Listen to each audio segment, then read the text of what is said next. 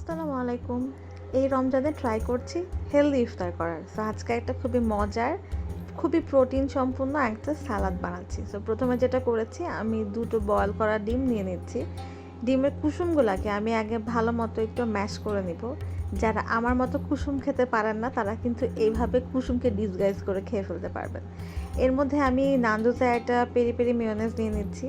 তার সাথে অ্যাড করেছি গোলমরিচের গুঁড়া, আর এখন দিয়ে দিচ্ছি লবণ। That's it. আর এটার সাথে কিন্তু আমি নিয়ে নিয়েছি 2 টেবিল চামচ মতো ইয়োগার্ট।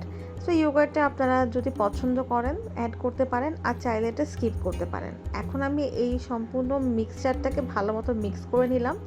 আর এবার আমি এখানে দিয়ে দিচ্ছি আমার আগে থেকে কেটে রাখা যে শসাগুলো আছে। একটা গোটা শসা নিয়েছিলাম, মোটামুটি অল্প কয়েকটু লাল কালারের ক্যাপসিকাম নিয়েছি, তারপর নিয়েছি গ্রিন ক্যাপসিকাম, তারপর নিয়েছি ইয়েলো ক্যাপসিকাম, কিছুটা পেঁয়াজ।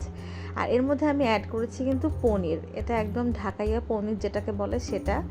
আর এর লাস্টে আমি দিয়ে দিচ্ছি ডিমের সাদা অংশটাকে, যেটাকে আমি কিউব করে কেটে নিয়েছি। ব্যাস, দ্যাটস ইট। এবার মিক্সচারটার সাথে ভালো করে মিক্স করে নেবেন।